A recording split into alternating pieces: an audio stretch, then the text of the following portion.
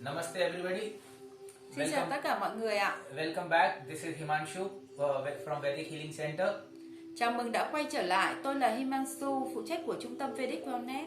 This video is going to help you to understand if you are going to practice the yoga or any kind of exercise. So what you should do before and after to make your health better and better every day, and how to avoid the mistakes or the injuries during the practice. Vâng, và cái video này có mục đích là làm cho các bạn hiểu là trước và sau khi tập yoga thì chúng ta nên chuẩn bị những cái gì và các cái cách để chúng ta thực hành tốt cho sức khỏe và tránh mọi chấn thương khi tập luyện ạ. So today we have our special guest. She is going to ask some questions which is really going to help you also. Vâng, và hôm nay thì chúng ta sẽ có một khách mời đặc biệt ở đây và cô ấy sẽ có những cái câu hỏi và tôi nghĩ là cái câu hỏi này thì sẽ hữu ích đối với tất cả mọi người. So I welcome you. Hello, namaste. Hello. Yeah. Xin chào mọi người, mình là Mai, mình là một nhân viên văn phòng. Thì hàng ngày ấy, thì công việc về ở văn phòng của mình là cũng khá là bận rộn và nó khá là đau đầu ấy.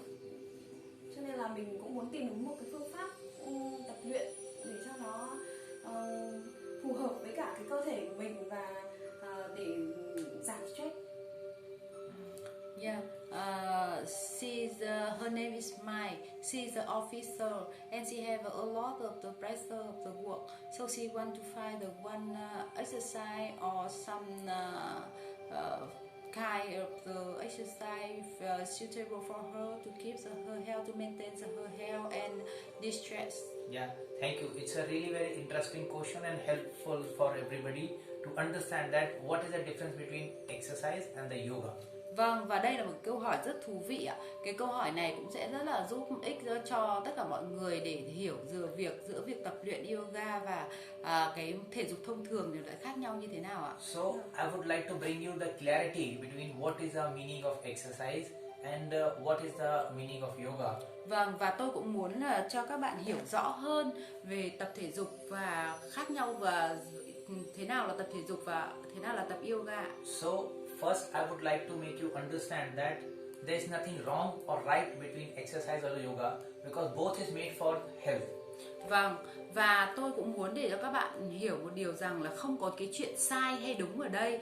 Thể dục không có gì là sai và yoga không có gì là sai hay đúng ở đây, mà chúng ta phải cảm thấy cái nào là phù hợp với sức khỏe của chúng ta. So main point is that we should understand about that what the benefit we are going to get from exercise or the yoga, or what is our health goal purpose.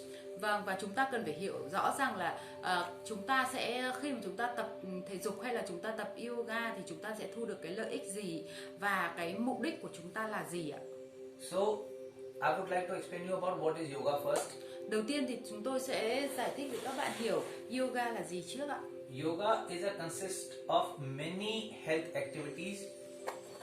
First is about breathing, means the pranayama. Yoga thì ở trong yoga thì có rất là nhiều những cái hoạt động nhỏ. Ví dụ như là cái hoạt động thứ nhất đấy là hoạt động thở. Hoạt động thở thì hay còn gọi là pranayama. Meditation. Meditation là thiền ạ. And the postures means the asanas.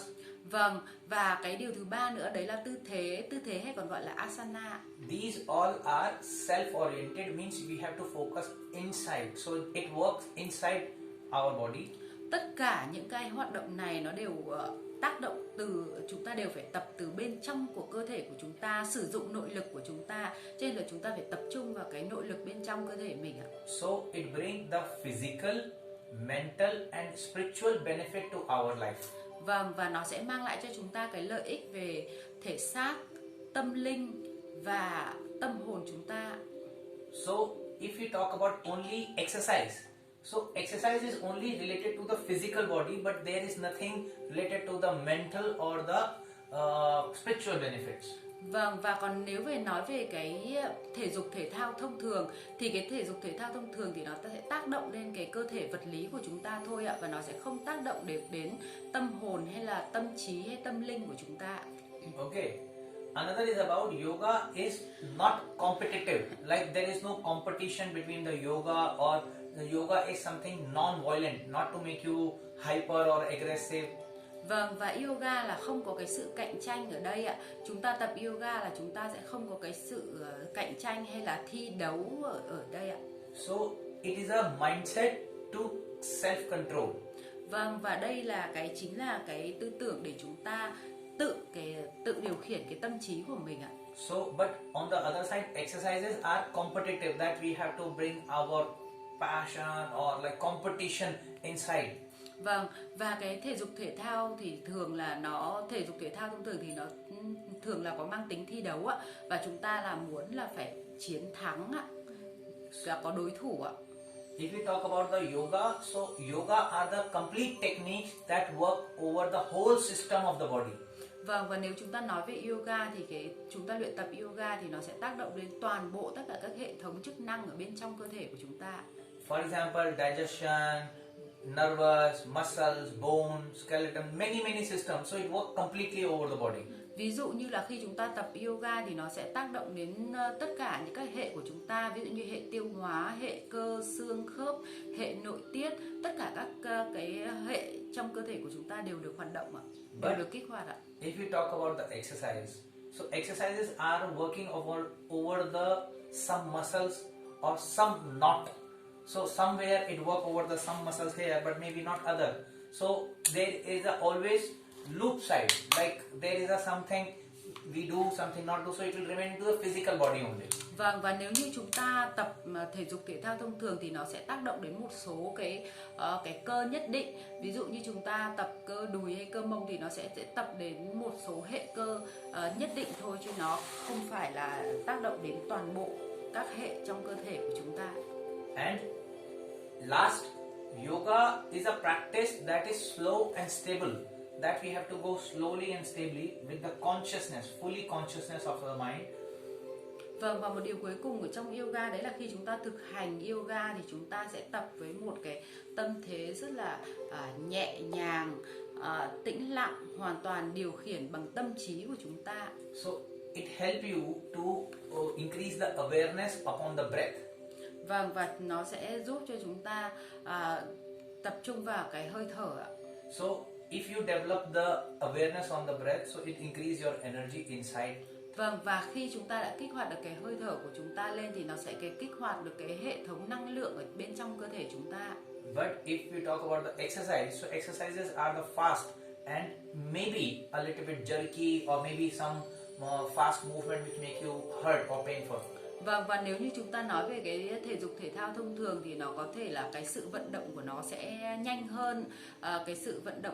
nhanh hơn, mạnh hơn, khiến chúng ta đôi lúc là sẽ bị đau hoặc là bị tổn thương một số phần nào đấy ạ. So you can choose upon your goal. Like if you want to be muscular, so you should do the exercise. If you want to be more balanced with your body, mind and spiritual energy, spirit, so you should practice yoga. Do đó là chúng ta cần phải biết mục đích của chúng ta là gì để chúng ta lựa chọn môn thể thao phù hợp với chúng ta.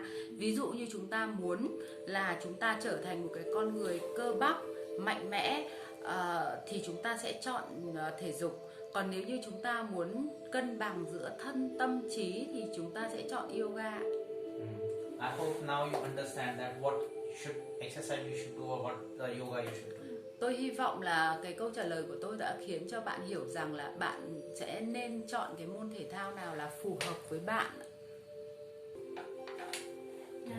Câu hỏi thứ hai mà tôi muốn hỏi bác sĩ đó là khi tôi có rất nhiều cái áp lực ở trong cuộc sống ấy, và khi mà làm việc ở văn phòng ấy, thì tôi hay ngồi im một chỗ, nên là tôi hay bị đau vai này, đau lưng này, và nói chung là tôi không thể nào tôi ngồi im được, lúc nào tôi phải vặn vẹo người này.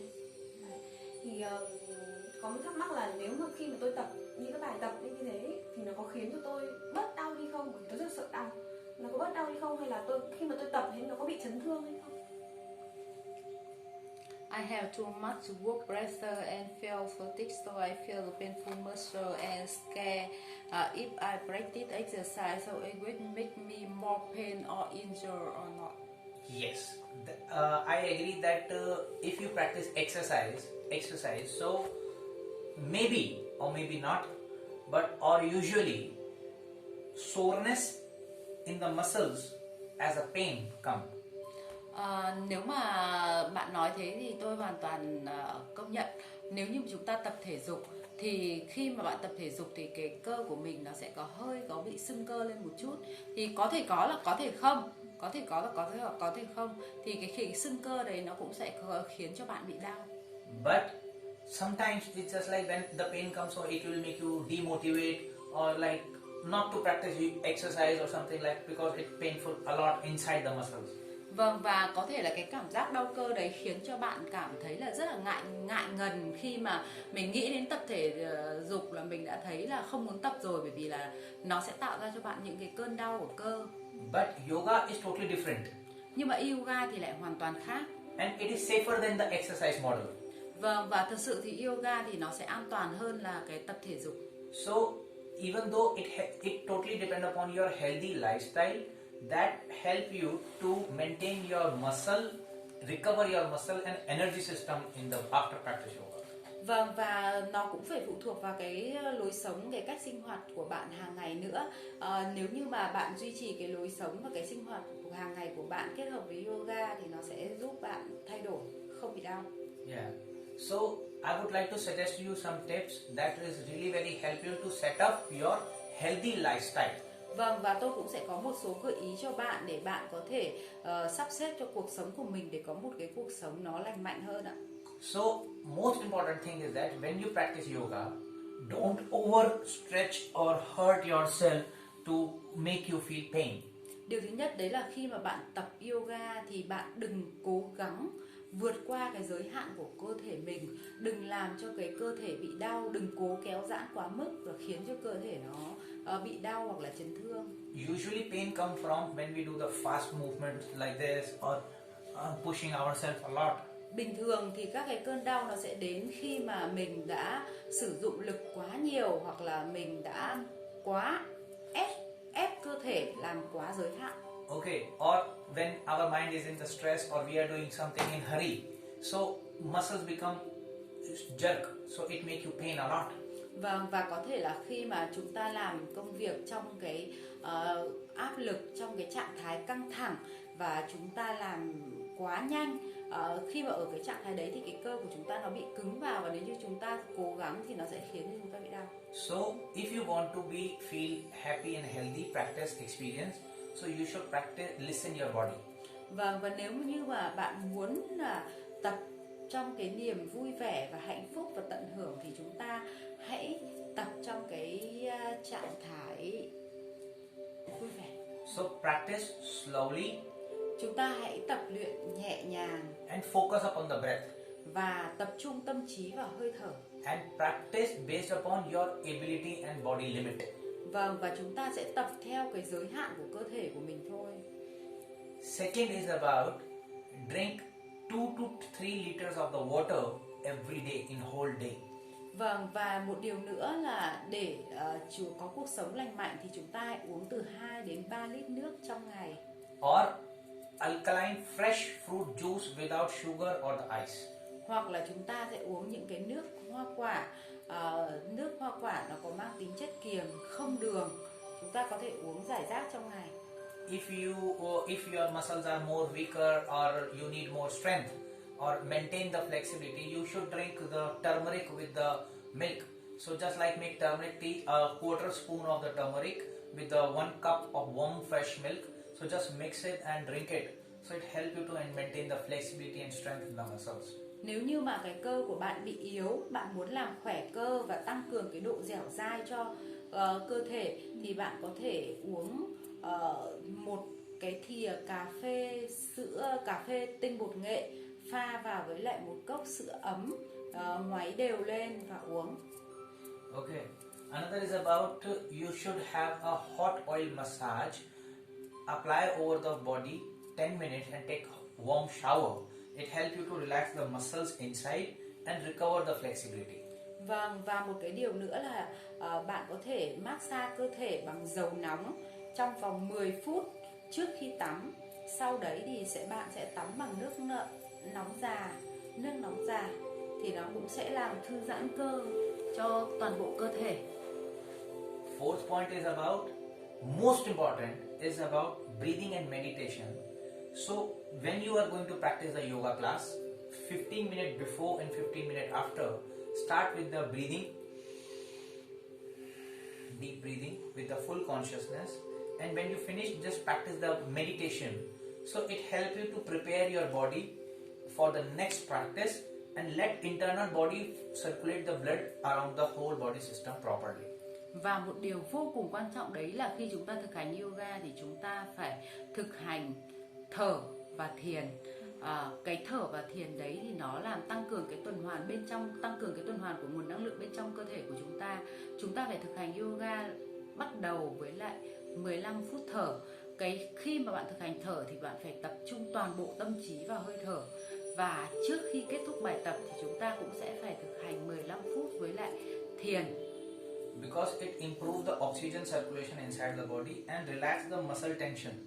Vâng, và cái điều này sẽ giúp cho cái tăng cường cái nguồn oxy ở bên trong cơ thể của chúng ta và giải phóng ra các cái cơ bị căng cứng. So our mind can process the proper functions inside the body with the resting way. Và lúc ý thì cái tâm trí của chúng ta sẽ set up cho cơ thể của chúng ta cái sự thư giãn nhẹ nhàng. Okay, another is about you should sleep 7 to 8 hours of the sleep every night. Vâng, và hàng ngày thì chúng ta phải nên ngủ đủ từ 7 đến 8 tiếng một ngày. If body don't have enough sleep, so muscles cannot be relaxed enough and cannot be, so next time you will feel the pain.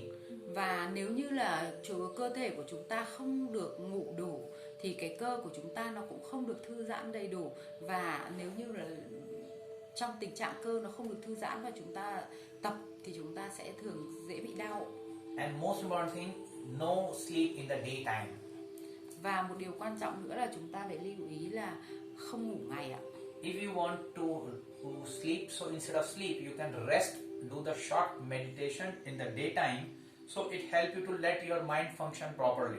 Nếu như mà ban ngày mà bạn có muốn ngủ hay là cảm thấy mỏi mệt thì thay bằng chúng ta đi ngủ thì chúng ta hãy thư giãn sâu bằng thiền, thì nó sẽ là giúp cho cơ thể của chúng ta thư giãn rất là tốt và cải thiện các chức năng bên trong cơ thể. And most important thing that in the daytime sleeping may increase the acid level inside the body and make your mind heavy, so body will become stiffer and painful naturally. Vâng, tại sao lại như thế? Bởi vì là nếu như cái giấc ngủ ngày thì nó làm tăng cái axit bên trong cơ thể lên, khiến cho chúng ta cảm thấy là đầu óc cơ thể nó bị nặng nề, nó bị trì trệ, và khi tập thì nó sẽ khiến cho cơ thể bị đau hơn ạ. And most important, what you eat, our body becomes the same like that. Vâng, và một điều quan trọng nữa là chúng ta ăn cái gì vào cơ thể chúng ta thì cơ thể của chúng ta sẽ trở nên như vậy ạ. No coffee, no spicy food, no chili, no fried or no packed food. Do đó là chúng ta sẽ cố gắng là hạn chế các cái đồ ăn nhanh, đồ chiên, xào, những cái đồ mà cay, nóng. Okay, or alcohol, Tránh cà phê, Coca-Cola. rượu, Coca-Cola. So these are make your body more tired and take all the energy what you gain. Vâng, và cái điều đấy sẽ làm cơ thể chúng ta mệt mỏi hơn và chúng ta sẽ làm cho cơ thể của chúng ta nó thu nạp toàn những cái năng lượng tiêu cực vào trong người ạ. So that is the reason that sometimes, as you mentioned, you feel painful after the practice, or you don't want to practice anymore because it's so painful, because our habits are not healthy in the lifestyle. Vâng, và cái điều đó đã trả lời cho cái cơ thể cho câu hỏi của bạn, là bạn bảo cảm thấy là thỉnh thoảng chúng ta cảm thấy là mệt mỏi hay là đau đớn khi tập ạ, là bởi vì là do cái thói quen sinh hoạt của chúng ta nó chưa được lành mạnh ạ.